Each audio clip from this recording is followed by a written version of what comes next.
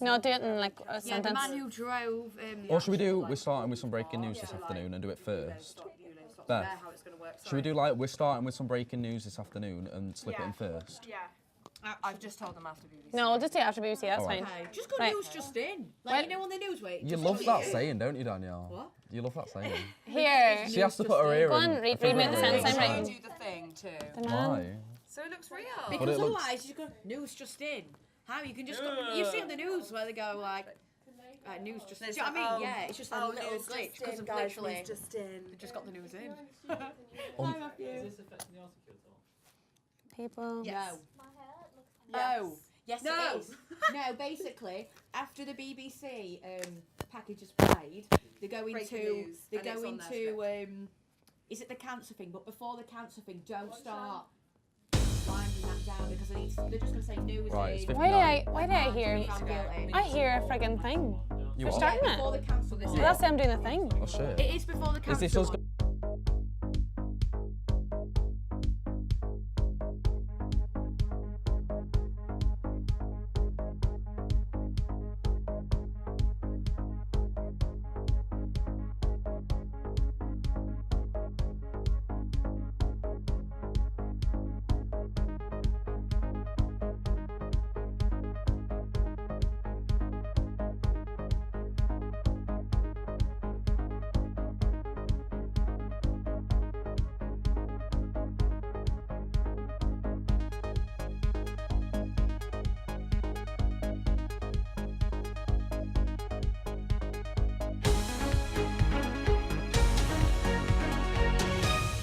The resignation of Carrie Gracie as the BBC's China editor has caused a renewed vigour surrounding.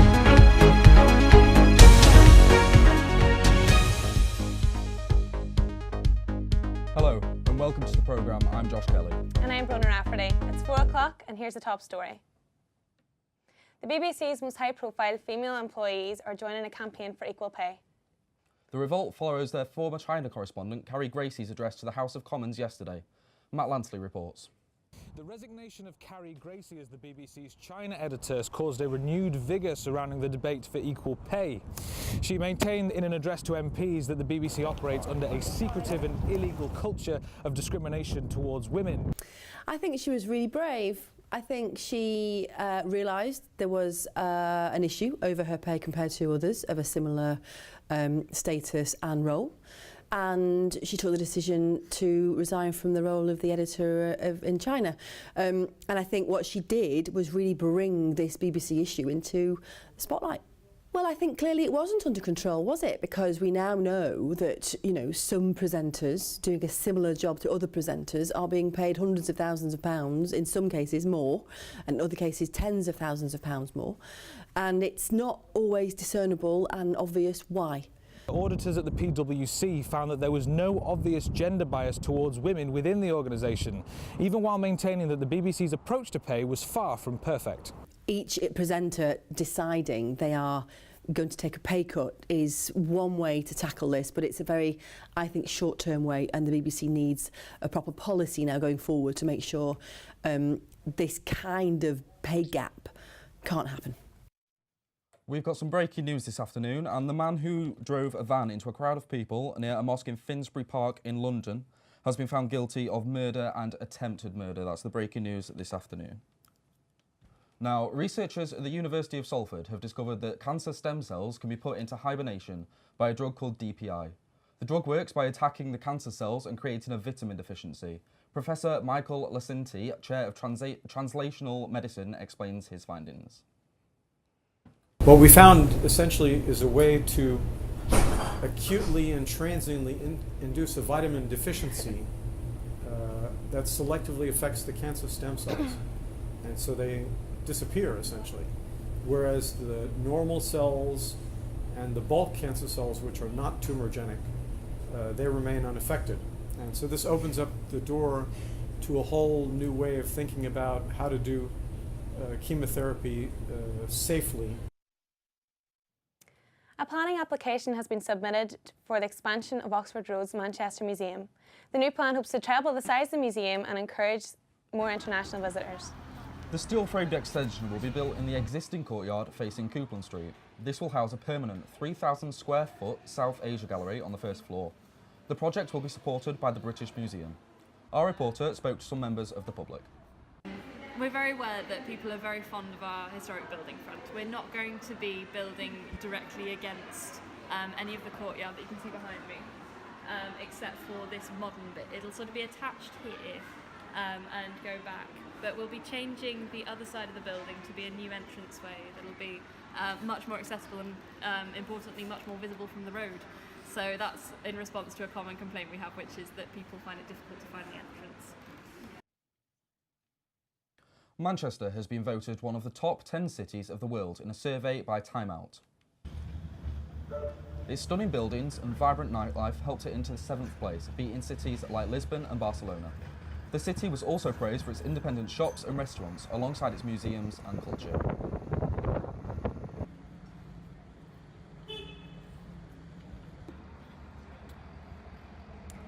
On to sport. Many of the top clubs in the Premier League use the transfer market to improve their squads. Joe Doherty went to find out more.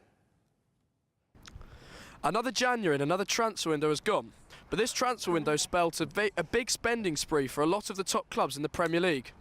Manchester United, for example, made the groundbreaking signing of Alexis Sanchez from Arsenal in exchange for out-of-favour winger Henrik Mkhitaryan. Here at Old Trafford, we asked Manchester United fans what they thought of their new signing. So obviously it's been quite a successful transfer window for United. You've made a great signing of Alexis Sanchez. What do you think of that and what do you think he brings to your club? He's got a lot of energy. I was surprised, to be honest. I didn't think it would go through. I thought there was a lot of variables with the fact that Mkhitaryan was going the other way, that it might not get happen. But he's got an intensity, he's got a work rate, he's got strength. Looking at that result last night, maybe I'm not sure if he's in his right position as yet. But it's a good bit of business in terms of they've got a good player, but it's a lot of money and it's gone astronomical in the past couple of seasons. So I like Mkhitaryan as well. So we've got a good player, but we'll have to wait. You've got to wait and see how he develops into the team, don't you? Cross-city rivals and table-topping Manchester City also dipped into the transfer market with a club record signing of Athletic Bilbao defender Aymeric Laporte. However, the transfer window didn't go entirely to plan for the Blues, as they failed to sign key signings in Alexis Sanchez and Riyad Mahrez, with Sanchez joining United and Mahrez committing his future to Leicester.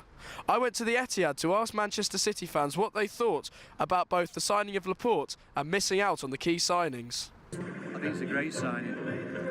I think he's young, strong fellow, young lad, French international, maybe Spanish. I think he's going to be a great signing for us. Obviously, you spent a lot of money on him. Do you think that he will come to justify the fee as the likes of De Bruyne have? Well, he's a phenomenon, De Bruyne, but I do think that as a young fellow, you don't really know. You take a gamble, but you've obviously done the research, so that'll do for me. That. So what next for the rest of the Premier League? The top 6 have all spent big. Despite Manchester City being 15 points clear and clear title favourites at the end of the season, there's no doubt that their rivals have all spent big and made very important purchases, with United sneaking Sanchez under their noses, Tottenham securing Lucas Moura, Arsenal making the groundbreaking signing of Pierre-Emerick Aubameyang, and Chelsea signing Olivier Giroud from cross-city rivals Arsenal. Who knows how the top 4 can end up and how the rest of the season can pan out for these other clubs.